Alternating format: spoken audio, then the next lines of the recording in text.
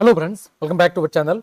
कैसे हो आप सब? आई होप आप सब अच्छे होंगे और आप सबकी वार्षिक परीक्षा की तैयारी भी बहुत ही बढ़िया चल रही होगी। तो आप सभी प्यारे विद्यार्थियों की रिक्वेस्ट को ध्यान में रखते हुए लेकर आ गया हूं कक्षा 11 की वार्षिक परीक्षा सत्र 2024-25 के लिए इतिहास विषय का, जो कि आपके 9 मई को पेपर होने जा रहा है। उसके लिए एक मोस्ट इंपॉर्टेंट क्वेश्चन पेपर जो आपकी वार्षिक परीक्षा की तैयारी के लिए बहुत ही ज्यादा महत्वपूर्ण साबित होगा। और इस पेपर में से कई सारे प्रश्न आपके वार्षिक परीक्षा के ओरिजिनल पेपर में निश्चित रूप से देखने को मिलेंगे। अतः सभी प्यारे विद्यार्थियों से रिक्वेस्ट है, पेपर के हर एक प्रश्नों को अच्छे से याद कर ले, ताकि आपकी परीक्षा की तैयारी है वो और ज्यादा बेहतरीन ढंग से हो सके। तो चलिए क्लास हम शुरू करते हैं। देखें, पेपर आपका 3 घंटे 15 मिनट का है और 100 नंबर का आपका पेपर होगा। बढ़ते हैं सबसे पहले बहुचयनात्मक प्रश्न, यानी प्रश्न संख्या 1 से लेकर 12 तक आपके बहुवैकल्पिक प्रश्न है और प्रत्येक प्रश्न है आपका वो 1 नंबर का है। पहला है कि मेसोपोटामिया की सबसे पुरानी भाषा कौन सी थी? तो मेसोपोटामिया की जो सबसे पुरानी भाषा थी वो थी सुमेरी या सुमेरियन। कौन सी भाषा थी? सुमेरी अथवा सुमेरियन थी। दूसरा है प्राचीन रोमन साम्राज्य का विस्तार किस महाद्वीप में नहीं था? प्राचीन रोमन साम्राज्य का विस्तार कौन से महाद्वीप के अंदर नहीं था?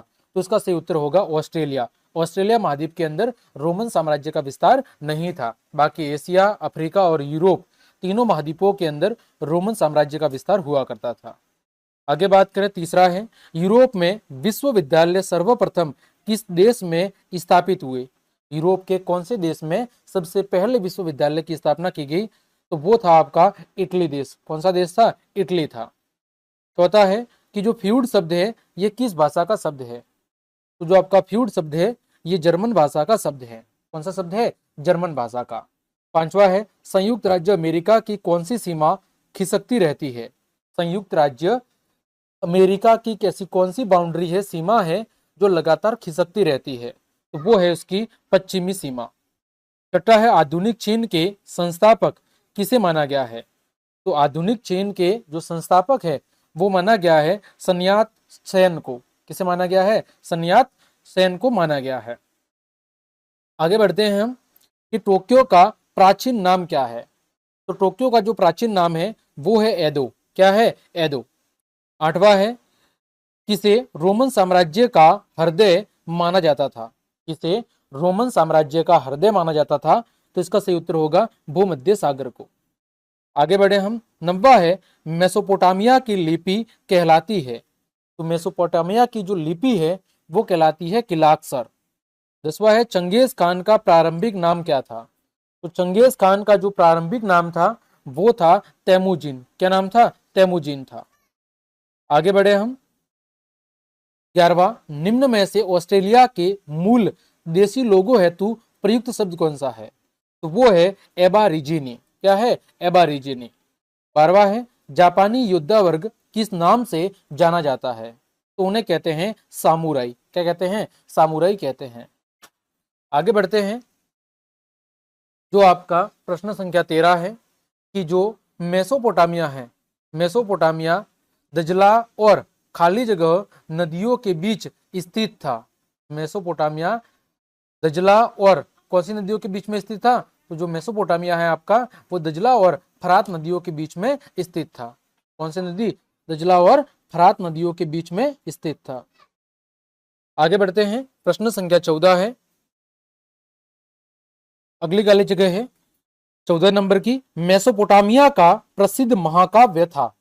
तो मेसोपोटामिया का जो आपका प्रसिद्ध महाकाव्य है उसका जो नाम है वो है गिलगमेश। क्या है? गिलगमेश। ठीक। आगे बढ़े 15वां कि रोमन साम्राज्य में सॉलिड्स खाली जगह का सिक्का था। तो रोमन साम्राज्य में सोने के सिक्कों का क्या कहते थे? सॉलिड्स कहते थे। 16वां है लॉर्ड का घर क्या कहलाता था? तो लॉर्ड का जो घर है वो कहलाता था मैनर। 17वां है द प्रिंस नामक जो ग्रंथ है वो किसने लिखा था? तो ये लिखा था मैकियावली ने। किसने लिखा था? मैकियावली ने। आगे 18वां है अमेरिका के घास के मैदान क्या कहलाते हैं? तो वो कहलाते हैं प्रेयरी। 19 है जापानी संसद का नाम क्या है? तो जापानी संसद का जो नाम है वो है डाइट। और 20वां है सुनहरा गिरोह का गठन किसने किया था? तो वो किया था बाटू खान ने। किसने किया था? बाटू खान ने किया था। आगे बढ़े हम, अति लघु उत्तरात्मक प्रश्न। प्रश्न संख्या 21 से लेकर 32 तक प्रत्येक प्रश्न आपका 1 नंबर का होगा। प्रश्न संख्या 21 से लेकर 32 तक आपका प्रत्येक प्रश्न 1 नंबर का है। 21वां है कि जो आपका मेसोपोटामिया है वर्तमान के अंदर किस देश में स्थित है? तो ये वर्तमान के अंदर इराक देश के अंदर मौजूद है। दूसरा है वो है आपका कि अशुभनिपाल का पुस्तकालय कहाँ स्थित है? तो ये स्थित है निनवेह में। कहां पर स्थित है? निनवेह में। प्रश्न क्या है? अबूनिसिपाल का पुस्तकालय कहां पर है? तो ये है निनवेह में। आगे बढ़े प्रश्न संख्या 23 की तरफ। ये दिया हुआ है कि किस रोमन शासक का शासनकाल शांति के लिए याद किया जाता है? किस रोमन शासक का जो शासनकाल है वो शांति के लिए याद किया जाता है? तो इसका सही उत्तर होगा ऑगस्टस। क्या होगा? ऑगस्टस के शासनकाल को शांति के लिए याद किया जाता है। 24 है यास क्या है? तो यास क्या है? चंगेज खान के द्वारा निर्मित जो मंगोलों की विधि संहिता थी वो क्या कहलाती है? यास कहलाती है। तो यहाँ पर क्या लिखेंगे? चंगेज खान द्वारा निर्मित मंगोलों की जो विधि संहिता थी, चंगेज खान द्वारा निर्मित, चंगेज खान द्वारा निर्मित मंगोलों की विधि संहिता वो क्या कहलाती है? यास कहलाती है। आगे बढ़े हम, 25 नंबर है चंगेज खान ने महान खान की उपाधि किसे प्रदान की थी? तो किसे की थी? अपने पुत्र ओगेदेई को। किसे की थी? अपने पुत्र ओगेदेई को इन्होंने किसकी उपाधि दी थी? उन्होंने महान खान की उपाधि दी थी। 26 है कुकबुर कर क्या था? कुकबुर कर क्या था? तो जो कुकबुर कर है वो मंगोल साम्राज्य के अंदर जो आपके यायावर पशुपालक थे, यायावर पशुपालक, उन पशुपालकों से लिया जाने वाला जो कर था वो था कुकुबर कर। मंगोल साम्राज्य में यायावर पशुपालन या जो पशुपालक थे उनसे लिए जाने वाला जो कर था वो था कुकुबर कर। 27 से मोनालिसा चित्र के चित्रकार कौन थे? तो मोनालिसा चित्र के जो आपके चित्रकार थे उनका जो नाम था वो था आपका लियोनार्डो दा विंची। क्या नाम था? Leonardo da Vinci. ठीक है, आगे बढ़े हम। 28 ऑस्ट्रेलिया के अधिकांश शहर कहां बसे हुए हैं? तो ऑस्ट्रेलिया के जो ज्यादातर शहर है वो पूर्वी और दक्षिणी पश्चिमी तटों पर बसे हुए हैं। कहां पर बचे हुए हैं? पूर्वी और आपके दक्षिणी, पूर्वी और दक्षिणी पूर्वी तटों पर, पूर्वी तथा दक्षिणी पूर्वी तटों के ऊपर ऑस्ट्रेलिया के ज्यादातर शहर बसे हुए हैं। 29 है कनाडा का कितने प्रतिशत क्षेत्र जंगलों से ढका हुआ है? तो कनाडा का लगभग 40 से 45% जो एरिया है, 40 से 45% का जो एरिया है वो जंगलों से ढका हुआ है। 30 है बाइसन क्या था? बाइसन क्या था? तो जो बाइसन है वो आपके एशिया में पाए जाने वाले बड़े और खुर वाले स्तनधारियों की क्या थी? एक प्रजाति थी। क्या थी? एशिया के अंदर आपके बड़े खुर वाले, बड़े खुर मतलब नाखून कह सकते हैं, बड़े खुर वाले स्तनधारियों की क्या थी? स्तनधारियों की एक प्रजाति थी। स्तनधारियों जीवों की, स्तनधारियों की एक प्रजाति थी, वो कहलाती थी बाइसन। 31 है जापान में पहली बार ओलंपिक खेल कब हुए? तो कब हुए थे? टोक्यो ओलंपिक हुए थे 1964 के अंदर, और ये कहां पर हुए थे? टोक्यो के अंदर। 32 है कोरिया का विभाजन किस रेखा द्वारा किया गया है? तो कोरिया का जो विभाजन है वो किया गया है 38वीं समांतर रेखा के द्वारा। इसके द्वारा 38वीं समांतर रेखा के द्वारा कोरिया का विभाजन किया गया है। तो ये बात भी आपको अच्छे से याद रखनी है। आगे बढ़े हम, लघु उत्तरात्मक प्रश्न। प्रश्न संख्या 33 से लेकर 44 तक प्रत्येक प्रश्न आपका 2.5 अंक का है। देखें 33 है रेड इंडियन कौन थे? बताइए। तो देखो रेड इंडियन जो शब्द है वो अमेरिका के मूल निवासियों के लिए प्रयुक्त होता है, और यह एक पुराना और कभी कभी आपत्तिजनक शब्द भी है। वे अमेरिका के मूल निवासी हैं जिनकी विविध संस्कृतियां और भाषाएं मौजूद थी। ठीक, आगे बात करें प्रश्न संख्या 34, टेरा न्यूक्लियस क्या है? बताइए। तो टेरा न्यूक्लियस क्या है इसके बारे में बताना है। तो टेरा न्यूक्लियस एक लातीनी भाषा का शब्द है जिसका अर्थ होता है किसी की भूमि नहीं। यानी इस अवधारणा का उपयोग यूरोपीय जो उपनिवेशिक शक्तियां थी उनके द्वारा उन भूमि पर दावा करने के लिए किया गया था जो पहले से ही स्वदेशी लोगों के द्वारा बसाई हुई थी। उस भूमि पर कब्जा बताने के लिए इस शब्द का इस्तेमाल किया गया था। 35 है, कन्फ्यूशसवाद क्या था। तो देखो, कन्फ्यूशसवाद प्राचीन चीन के अंदर कन्फ्यूशस के द्वारा स्थापित दार्शनिक और नैतिक शिक्षाओं की एक प्रणाली थी जो नैतिकता, पारिवारिक निष्ठा और सामाजिक सद्भाव पर जोर देती थी। ठीक है, तो चलिए मैं इन सभी के जो उत्तर हैं वो पीडीएफ के रूप में टेलीग्राम पर उपलब्ध करवा दूंगा, तो आप ज़्यादा टेंशन न लें। इन सभी प्रश्नों के जो उत्तर हैं वो अभी कुछ देर बाद, पेपर अपलोड होने के कुछ समय के बाद पूरी सॉल्यूशन की पीडीएफ में टेलीग्राम पर अवेलेबल करवा दूंगा। टेलीग्राम की लिंक वीडियो के डिस्क्रिप्शन में दी हुई है, वहां से आप ज्वाइन कर लेना और पीडीएफ को अच्छे से डाउनलोड कर लेना, क्योंकि अगर मैं एक एक प्रश्न का उत्तर बताऊंगा तो क्लास काफी बड़ी हो जाएगी। इससे अच्छा है इसके सॉल्यूशन की पूरी पीडीएफ में आपको उपलब्ध करवा दूंगा। आगे बढ़े हम। 36 नंबर है, कोरिया में शांतिपूर्ण सत्ता हस्तांतरण कब कब हुए थे। कोरिया के अंदर शांतिपूर्ण सत्ता हस्तांतरण कब कब हुए थे वो आपको बताना है। 37 है, चियांग काई शेक ने चीनी महिलाओं को किसके लिए प्रोत्साहित किया। चियांग काई शेक ने चीनी महिलाओं को किसके लिए प्रोत्साहित किया वो बताना है।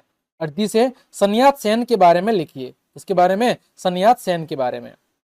39 है, जापानी भाषा में किन लिपियों का प्रयोग होता है। जापानी भाषा के अंदर किन लिपियों का प्रयोग होता है वो बताना है। 40 है, यूरोप में धर्म सुधार आंदोलन के दो प्रभाव बताने हैं। यूरोप के अंदर धर्म सुधार आंदोलन के दो प्रभाव। 41 है, मार्सिसा इसाबेला इस्ते कौन थी। मार्सिसा इसाबेला इस्ते कौन थी। 42 है, कोपरनिक्स क्रांति से पूर्व पृथ्वी के बारे में क्या धारणा थी। कोपरनिक्स क्रांति से पूर्व पृथ्वी के बारे में लोगों की क्या धारणा थी वो बताना है। 43 है, फ्रायर और मॉक में क्या अंतर था। फ्रायर और मॉक के अंदर डिफरेंस क्या था वो बताना है। 44 है, चंगेज खान को महान मंगोल सम्राट क्यों माना जाता है। चंगेज खान को महान मंगोल सम्राट क्यों माना जाता है। आगे बढ़े हम। दीर्घ उत्तरात्मक प्रश्न, प्रश्न संख्या 45 से लेकर 49 तक, प्रत्येक प्रश्न 4 नंबर का है। देखिए 45 नंबर है, रोमन साम्राज्य की प्रमुख संस्थाएं कौन सी थी, विस्तार से लिखिए। रोमन साम्राज्य की प्रमुख संस्थाएं कौन कौन सी थी उनको विस्तार से बताना है। अथवा में है, रोमन साम्राज्य की या रोमन समाज की प्रमुख विशेषताओं का विस्तार से वर्णन करना है कि रोमन साम्राज्य की प्रमुख विशेषता क्या थी। 46 से, मेनर क्या थी और इसकी प्रमुख विशेषता बतानी है। अथवा में है, नाइट्स कौन थे और लॉर्ड से उनके संबंधों पर विस्तार से बताना है। आगे बात करें प्रश्न संख्या 47 की, ऑस्ट्रेलिया में मानव विकास के इतिहास को समझाइए कि ऑस्ट्रेलिया के अंदर मानव विकास कैसे हुआ।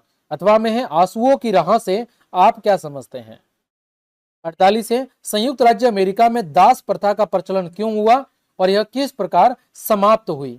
संयुक्त राज्य अमेरिका के अंदर दास प्रथा का प्रचलन क्यों हुआ और यह किस प्रकार समाप्त हुई। अथवा में है, यूरोप वासियों द्वारा नई दुनिया के देशों को दिए गए नामों के बारे में लिखिए। यूरोप वासियों द्वारा नई दुनिया के देशों को दिए गए नामों के बारे में लिखना है। 49 है, जापान की भौतिक भौगोलिक विशेषताएं बताइए।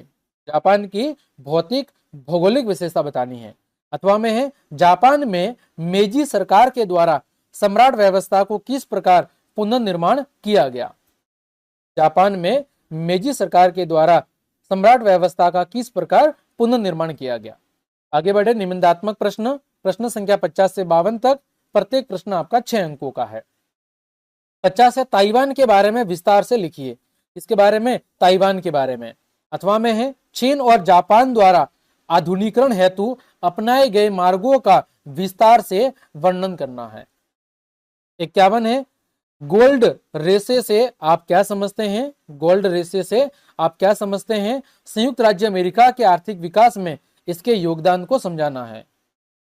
अथवा में है, यूरोपीय लोगों और अमेरिका के मूल निवासियों का एक दूसरे के प्रति क्या दृष्टिकोण था उसका आपको विस्तार से बताना है। 52 है, विश्व के रेखा मानचित्र में आपको निम्नलिखित को अंकित करना है। चीन को, कोरिया को, जापान को और ताइवान को। अथवा में है कनाडा, ऑस्ट्रेलिया, जापान और संयुक्त राज्य अमेरिका। ठीक, तो प्यारे विद्यार्थियों, ये था कक्षा 11 इतिहास विषय का एक मोस्ट इंपॉर्टेंट क्वेश्चन पेपर, जो आपके 9 मई को होने वाली वार्षिक परीक्षा के लिए बहुत ही ज्यादा महत्वपूर्ण साबित होगा। और इस पेपर में से कई सारे प्रश्न आपके वार्षिक परीक्षा के पेपर में निश्चित रूप से देखने को मिलेंगे। तो सभी प्यारे विद्यार्थियों से रिक्वेस्ट है, पेपर के हर एक प्रश्न को अच्छे से याद कर लें, ताकि आपकी परीक्षा की तैयारी बहुत ही बेहतरीन ढंग से हो सके। यदि आपको मेरी क्लास और ये मेहनत पसंद आई है तो फिर लाइक, कमेंट, शेयर और सब्सक्राइब जरूर करें। मिलते हैं अगली क्लास में, तब तक के लिए आप सबको जय हिंद, जय भारत।